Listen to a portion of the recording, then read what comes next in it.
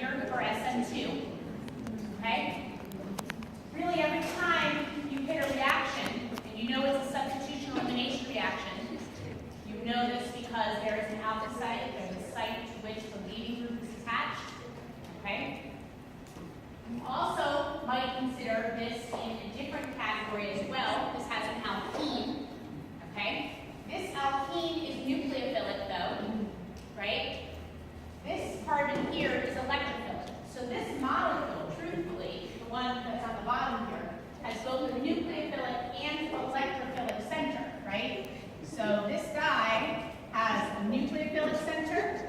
If I add in an electrophile, it's going to react using its nucleophilic capacity, right? This center here, because of the bond dipole, is an electrophilic center. And if I put in a nucleophile, it's going to react with that electrophilic center. So the way that I have it right now, it's reacting with NaCN, and I drop off the Na, okay? And I put a negative charge here on the Cn. That is a nucleophile, right? And that nucleophile is looking to react with an electrophilic center, not with the pi bond itself, okay? If I wanted it to react with the pi bond, I would need to present, right, a nucleophile to this, or an electrophile, pardon, to this reaction. So something like this, H2O and H+, which creates for me H3O+, and this now is an electrophile. That electrophile is going to be attacked by the nucleophilic component of this reaction. So it is a little tricky when you see those pi bonds in there, right? You need to recognize what's going to react.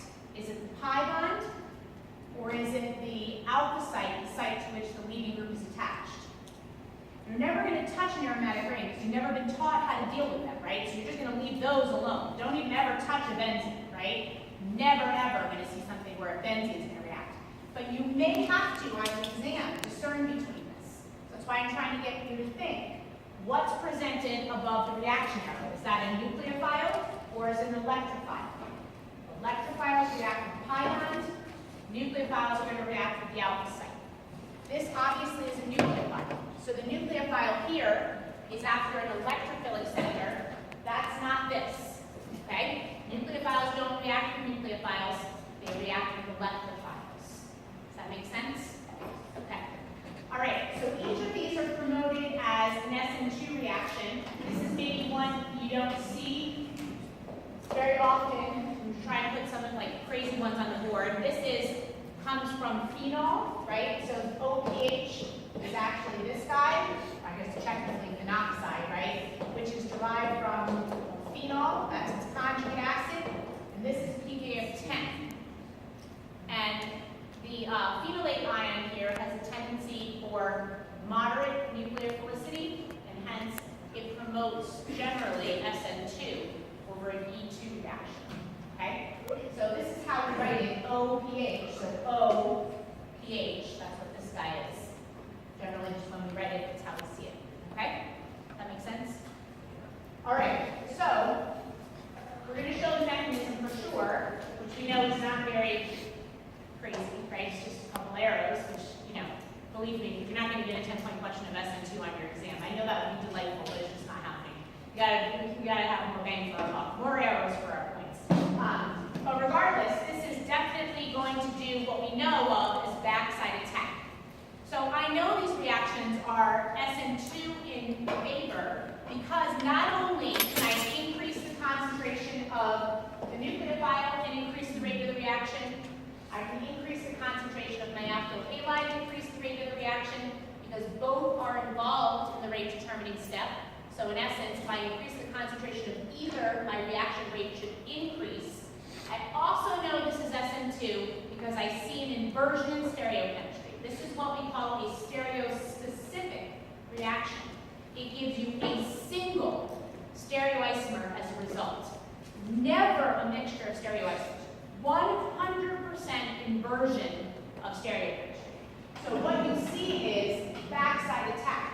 This here has to come into the dashed position in order to come in from the opposite side and allow the BR to move out freely. If this phenoxide came in from the front, it would be blocking BR's exit, okay? So it has to come in from the back side and leave room for the BR to come out, in our case, from the front door, okay? So in this case, we see direct attack of our nucleophile on the outer site and loss of the leaving group. So the direct result is nothing happening to this stereo center here. Nothing. No reaction happened there. Okay? Untouched. And our phenoxide now has come in from the back side. Everyone see that? Yeah. No. There's no enantiomer. There is a single stereoisomer out of this reaction. That's why it's stereospecific. Stereospecific means a single enantiomer. Okay? That's what it means. It means no other stereoisomers generated, period, end of story. Okay? This guy's going to do the same thing, but on a straight chain, right? You can do the same concept, but remember that this molecule, can be rotated, right? And in its rotation, I can show this molecule 5 other ways with still the same stereochemistry. So when I started, this guy was R, and now the stereochemistry here is S, and I can show this same molecule with 5 other conformers. They would all still have S stereochemistry. So the way you know that one underwent SN2 is by seeing that inversion, by assigning the configuration to the outcome, to the product, and thereby knowing, since it's an inverted stereochemistry, it went through an SN2 reaction. Yes? Is it still a CL? No, it's not a CL. Thank you. Yes? So, the stereospecificity comes because there's only backside attack. There's never front side attack and backside attack. There's only backside attack. That's how we know. So all SN2 reactions are stereospecific. All of them. They lend themselves to one singular stereoisomeric product. Okay? All right. SN1 and E1 has a couple of things that you need to consider. Okay? SN1 and E1, first of all, proceed through a carbocation intermediate. Okay? So these generally have, because of that, a racemization that's assigned to their stereochemistry outcome. This means, right, because you go through a carbocation intermediate, you get both stereochemistries there. Racemization generally means 50-50. 50% R product, 50% S product, okay? But it winds up that it's actually 60-40. This is inversion, and this is retention. And the reason that it's 60-40 is because in the early stages of the reaction, the leaving group hasn't fully left. So really, the nucleophile can only come in from behind, okay? Whether we need to get to that, but I'm just saying, you might see both of those concepts out there. You do need to show both stereochemical outcomes. Even if it's 60-40, it's a pretty serious mixture of reactions, right? Or reaction outcomes, so we're going to show both. The other thing that you have to worry about here is carbocation rearrangements, right? Because these proceed through carbocations, you know that carbocation rearrangements are totally possible. And you need to be on the lookout for that, okay? So, we can see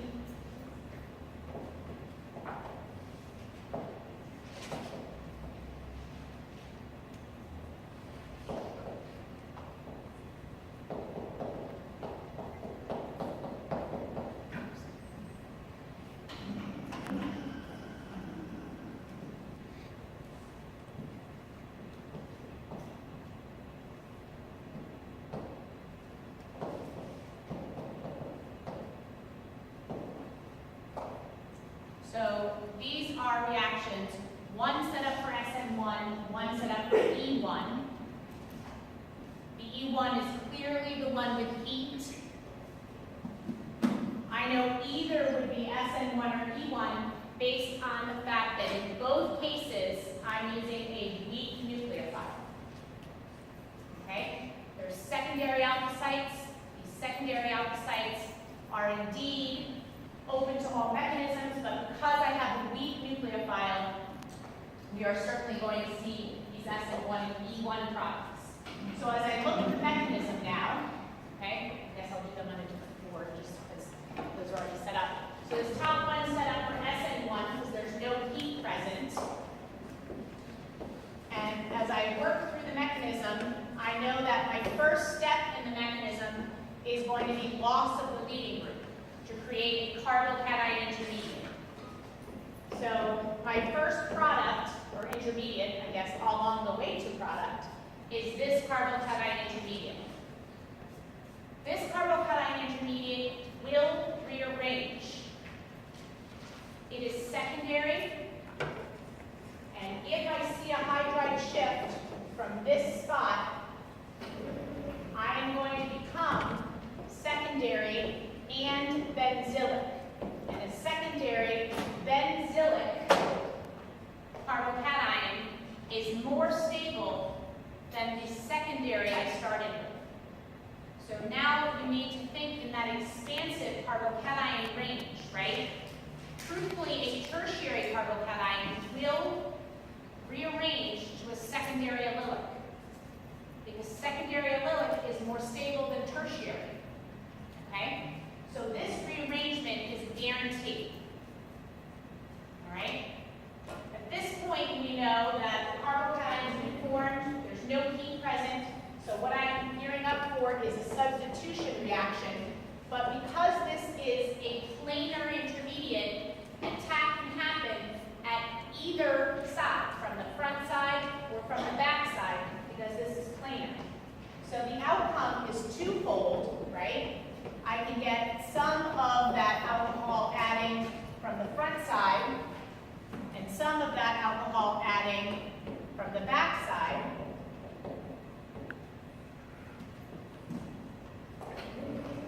So there are two stereochemical outcomes. One is attack from the front into the wedge, right, which gives me stereochemistry of S. And one from the back side, which gives me a stereochemistry of R.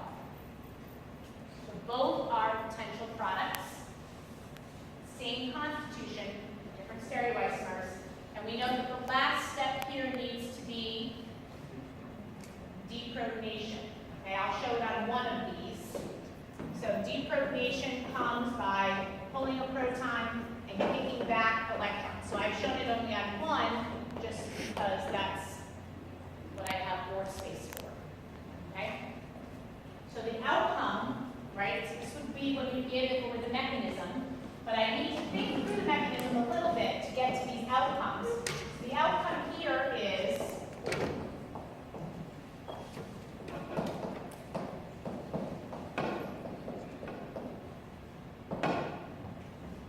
this is what I would write in just a reaction sequence.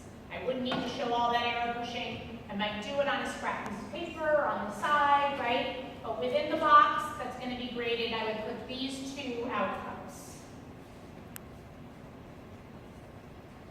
Questions about that? Okay. This second reaction is set up for E1. It is a secondary alpha site that has a weak nucleophile. That means SN1 or E1. Heat is present. So E1 is my product over SN1. Okay? It's definitely an E1 reaction. So let's consider the mechanism of that E1 reaction. E1 starts the same way as SN1. I create a carbocation intermediate. So the carbocation intermediate here is this guy, and there is no potential for rearrangement. If I shift to the left, I'm going to be secondary still. If I shift it to the right, I'd be primary. Definitely not going in that direction, right? So I'm going to stay as is. And so this is now my carbocation from which the reaction can happen.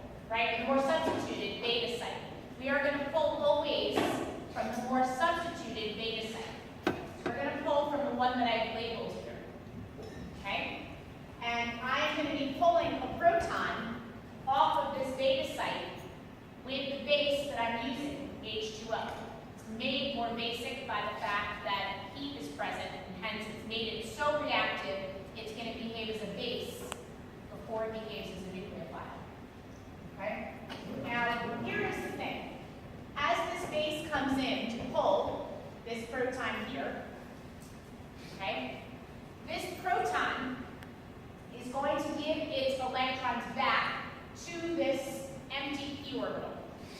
Okay?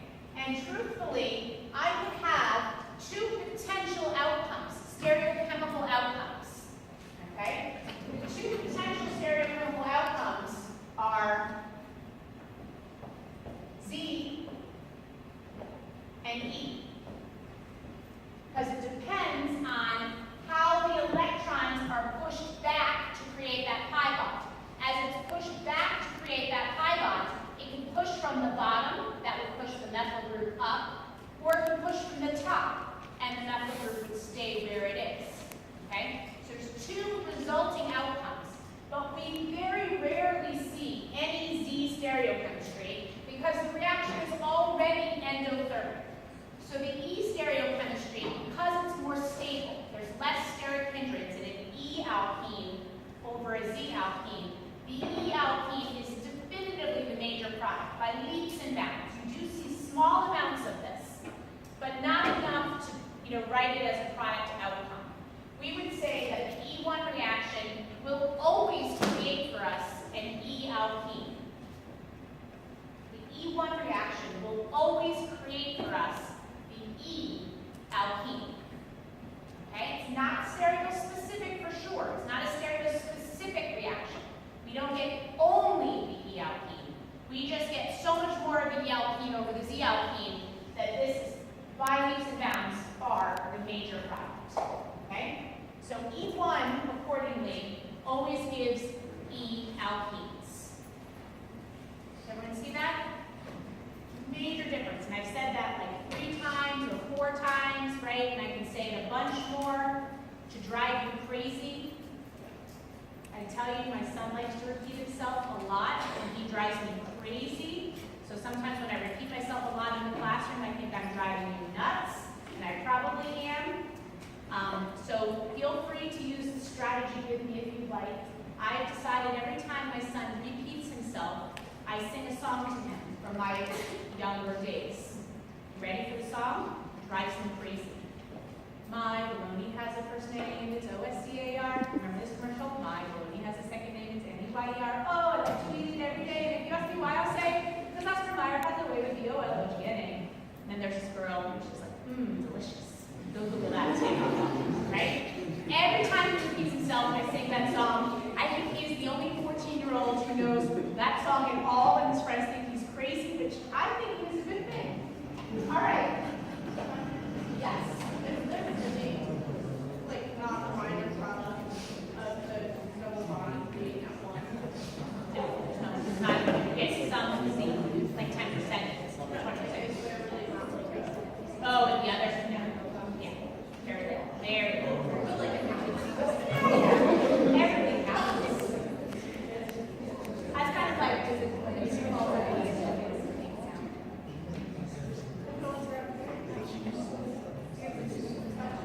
Okay, here's why I make big stink about that. Because E2 is your nemesis. It's every student's nemesis in substitution elimination chemistry. It really stinks, I know.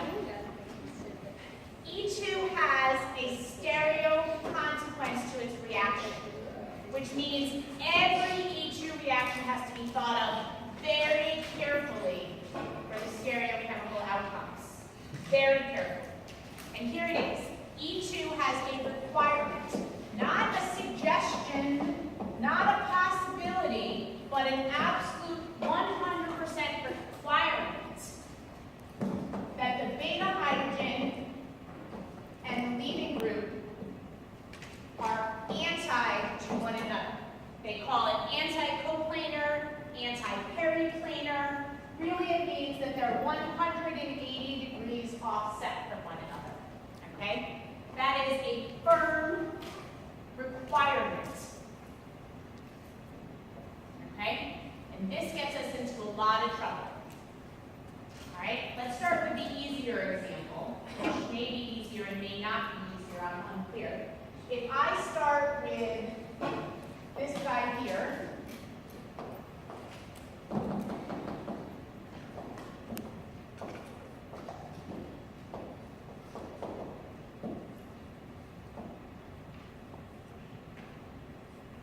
this is definitely an E2 reaction. know what we need to do for an E2 reaction. In this case, dropping sodium leaves the negative charge of the nitrogen. I now say secondary alpha site, strong nucleophile, E2. And I say, okay, I have to think first of all the beta sites. Okay? So this is the alpha site, and I have 2 beta sites. And I know Dr. Dixon has always said, pull from the more substituted beta site. Okay? But here is a time that you have to consider this. You can't, in this molecule, pull from the more substituted beta site. You cannot do it. It is not a possibility. Because on the more substituted beta site, okay, this is it, right? That's the one I want to gun for. That hydrogen is not anti to the leaving group. It is syn, right? It's on the same side. It is not trans or anti. It is syn. No way can this hydrogen be pulled. It is not a possibility. Therefore, I am not going to pull from the more substituted beta site because I can't do it. I can't meet the stereochemical consequence and have that happen. Okay? So the consequence is the pi bond won't form. It'll hinder its formation. Okay? So I have to pull from the less substituted beta site. Really, one of the very few times I'm going to do that because I have to meet that stereochemical craziness. So in this case, what I'm going to see in an E2 reaction is pull that hydrogen from the beta site that has the trans anti-beta hydrogen. That hydrogen pushes its electrons back toward the alpha site and pushes the leaving group out. And what I get in the end is this outcome. Nothing happens to this site way down here, right? I didn't react to that site. I did nothing. No nucleophile touched it. No electrophile touched it. That's it. This is the outcome, okay? And it is the less substituted alkene. Now, interestingly, if I took that same molecule and I reacted it in an E1 conditions, I would absolutely get more substituted alkene. Okay? So this is a case where the E2 gives me a less stable product, and an E1 gives me a more stable product. Because the E1 doesn't have any of that craziness of having a beta hydrogen that is anti to the leaving group. Okay? See what I mean? Yes? Where would that other hydrogen be off of the beta site? Which beta site? Where we took the hydrogen. So the other hydrogen here is the one we don't pull, so this is also a no, and that would be in a wedge, right? It also will never come off, right? So we know specifically, like if I deuterate this, right, I can see in my product that has come out. If I deuterate this site, no deuterium in the base, on the base when it comes out, right? I know for sure it's this. I also know because why ever would I get the less substituted alkene over the more substituted one, right? What's going on? What's the reason for that? It's this beta hydrogen leaving group anti-stuff. So let's say you had another methyl group in the dash. Yeah. Where the beta. Judy, you're very good at changing my molecules. So if I say have this guy, nothing, it's probably going to be E2, to be quite honest. And I presented it the same thing.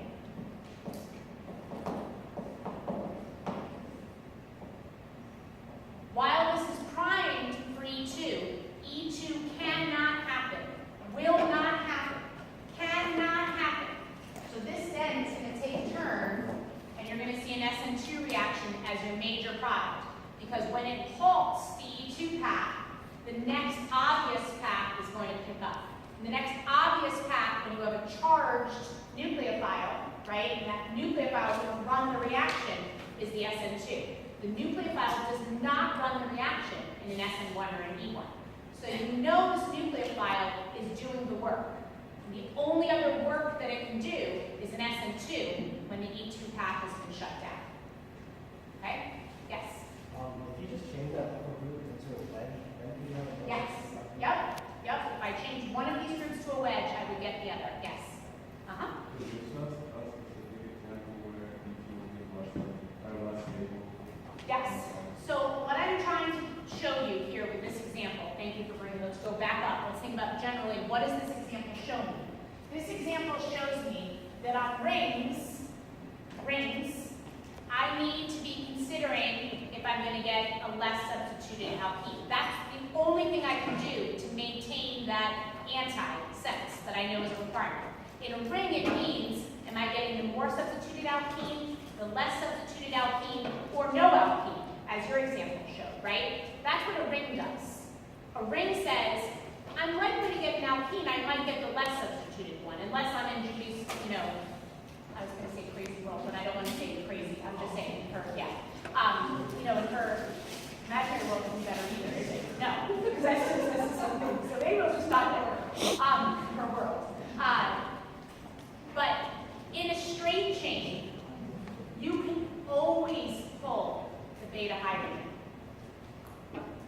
from the more substituted slots. Let us consider, because I don't know which one is going to give me which, let us consider this molecule and its enantiomer reacting. And it wouldn't matter which enantiomer I chose. I randomly chosen this one. Okay?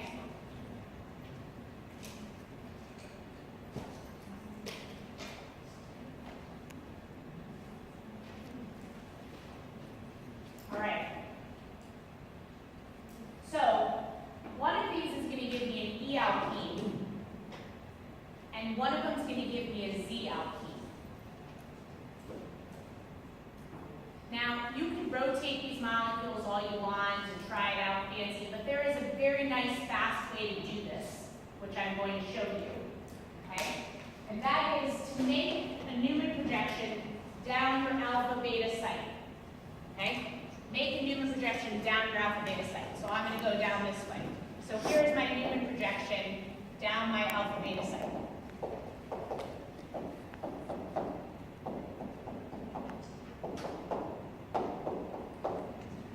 Okay?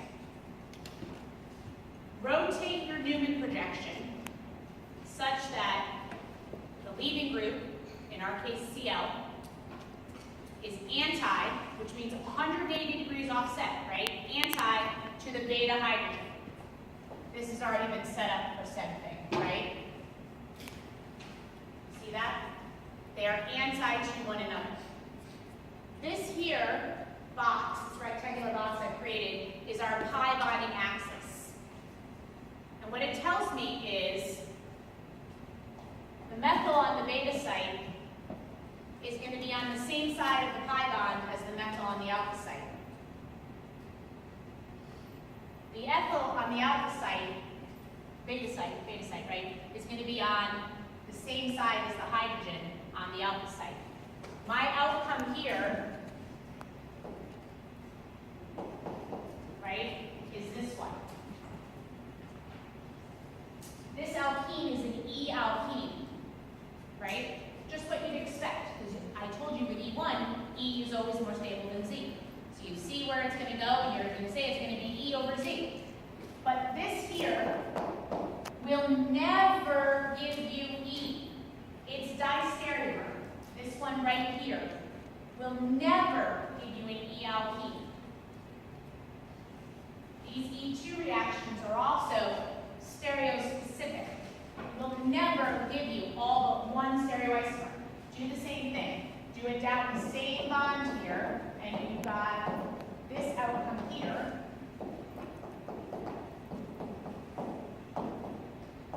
Okay? What I need to do is rotate this Newman projection. Let me do that over here. I'm just going to rewrite this in progression.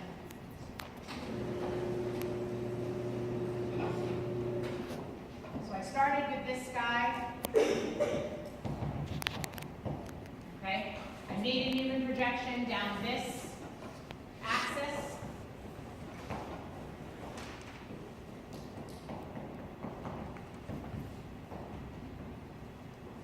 My leading group is here. My beta hydrogen is here. They're not anti. I'm going to rotate my Newman. When I rotate my Newman, I have now this as an outcome, and I can see my bonding axis. That says to me the hydrogen on the alpha site is going to share the same side with the methyl on the beta site, and that the methyl on the alpha site is going to share the same side with the ethyl, right, on the beta site. So that means that I am, in essence, getting this outcome here. And this is a Z alkene.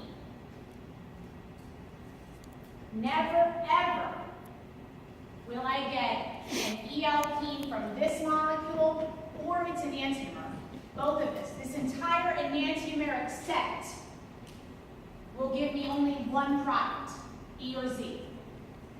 Just like this is an example of this enantiomeric set, and this enantiomeric set will always give me E. See what I mean? All right, we're going to need to go around this again, I know, on Monday. Okay? The homework's coming. It's probably about 20 minutes from being out. The exams are up in my office. You have any